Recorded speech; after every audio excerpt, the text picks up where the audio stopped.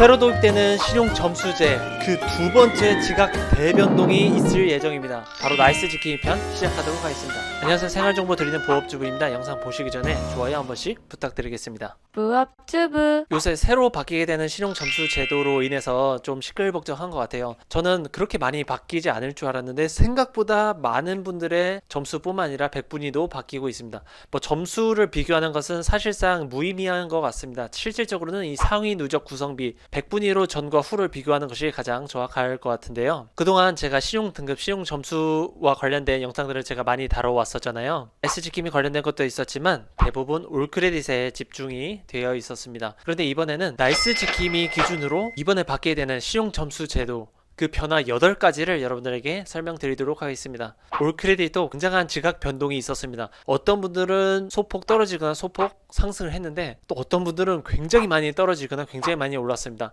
물론 점수 기준으로 하는 것이 아니라서 백분위 기준으로 말씀드리는 것입니다. 그래서 이번에 받게 된 신용 점수 제도에서는 신용 점수보다 백분위를 비교하는 것이 더욱더 실효적 비교가 가능하겠죠. 그리고 어떤 언론사에 따르면은 2021년 1월 1일부터 바뀌는 것이 아니라 2020년 12월 29일부터 전면 도입이 된다고 합니다. 물론 3일 차이밖에 안 나겠지만 이 기간에 대출을 고려하셨던 분들, 신용카드 발급을 고려하셨던 분들은 한번 확인을 해보시기 바라겠습니다. 자, 그럼 바로 본론으로 들어가 보도록 하겠습니다. 기존에 제가 올려드렸던 이 영상 올크레딧 기준으로 제가 정리를 했었는데요. 나이스 지킴이에 해당하는 내용도 좀 일부 섞여 있습니다. 그래서 먼저 이 영상을 보고 오시면은 더 이해가 빠르실 겁니다. 자, 나이스 지킴이 같은 경우도 크게 두 개의 지표를 중요하게 보게 됩니다. 상위 누적 구성비와 단기 연체 가능성 지표인데요. 이 두 개로 점수를 산출해서 1점부터 1000점까지 점수를 매기게 됩니다. 아까도 누차 말씀드렸다시피 기존의 점수와 비교하는 것은 의미가 없고 상위 누적 구성비를 여러분들께서 비교를 하시는 게 가장 정확할 것입니다. 나이스 지킴이 같은 경우는 무료 신용 조회하는 방법은 사이드뱅크 어플에서 여러분들 신용 점수를 무료로 조회를 하실 수가 있습니다.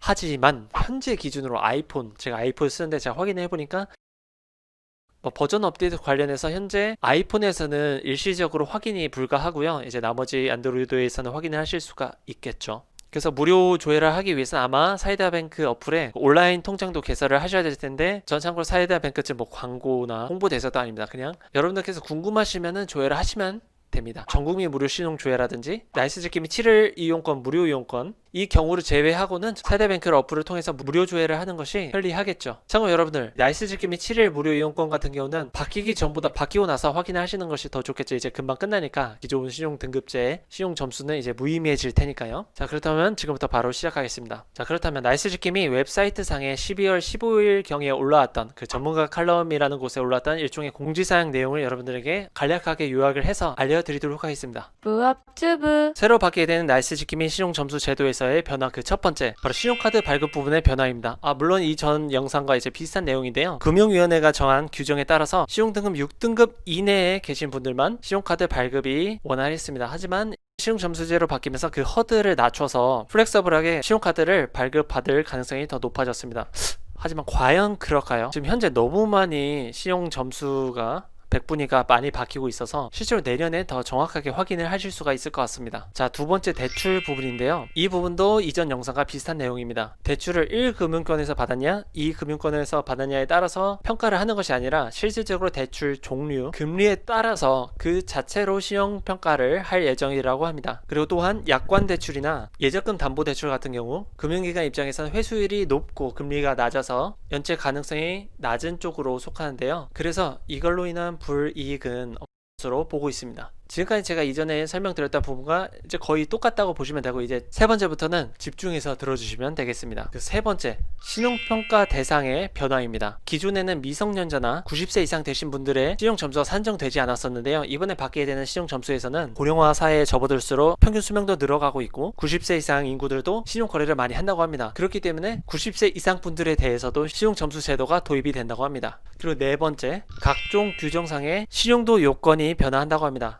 다음과 같은데요. 이번에 새로 받게 되는 나이스 지킴이 신용 점수 기준입니다. 신용카드 발급 요건, 서민금융 대출 가능 요건, 중금리 대출 시 신용 공여 한도 우대, 구속성 영업 행위 금지 등 다음과 같이 변화한다고 합니다. 참고로 이 점수들은 2022년 3월 31일까지 유효기간이고요. 해당 내용들은 각 금융기관별로 좀 상이하게 달라질 수 있다는 점 참고하시면 되겠습니다. 자, 다섯 번째, 상환 이력 부분의 비중 변화입니다. 현재 연체 기록이나 과거 채무 상환 이력 같은 경우 기존엔 40.3%로 꽤나 많은 비중을 차지하고 있었습니다. 그런데 이게 30.6%로 비중이 하락을 하게 되는데요. 이게 어떤 것을 의미하느냐, 옛날에는 연체하는 사람들이 굉장히 많아서 이 비중에 따라서 점수가 많이 바뀌고 했다고 합니다. 그런데 요새 들어서 연체하는 비율이 굉장히 확 줄어들어서 이 평가 항목에 대한 반영 비율을 대폭 낮춘다고 보시면 되겠습니다.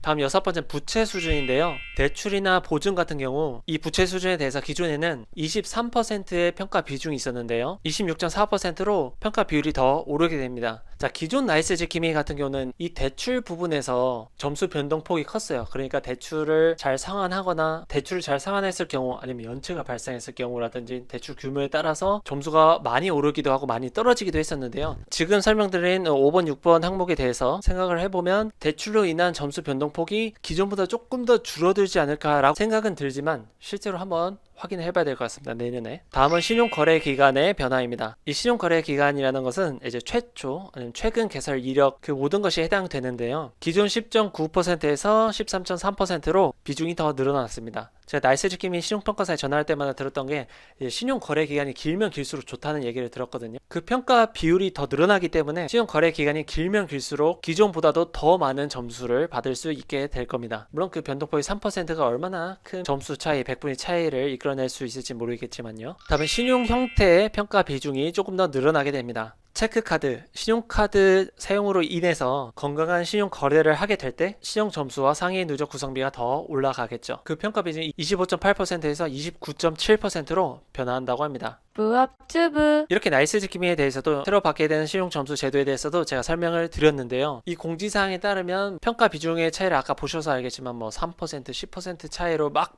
확 바뀌잖아요. 이로 인해서 K11 올 크레딧과 마찬가지로 나이스 지킴이도 많은 변화가 있을 것 같습니다. 자, 이때 여러분들께서 주목하셔야 될 점은 기존의 신용 점수 제도를 비교하는 것이 아니라 100분위를 비교하시는 것이 더 정확합니다. 어차피 평가 비중이 확 달라지기 때문에 점수 비교는 정말 무의미하다고 생각이 드네요. 아무튼 이렇게 또 다른 두 번째 신용 점수 대지각 변동이 예정이 된 것 같아요. 요새 대출 규제도 좀 생기고 있고 신용 점수 제도로 인해서 많은 변화가 있어서 저도 좀 혼란스럽고 여러분들도 혼란스러울 것 같아요. 저도 이제 슬슬 대출을 좀 알아봐야 될 시기가 와서 좀 이런 것에 좀 관심이 생겼으니까요. 앞으로도 여러분들에게 이런 정보와 꿀팁을 전달해 드리도록 하겠습니다. 처음 오신 분들이 계시면 여기 구독 버튼 한번 눌러주시면 감사드리겠습니다.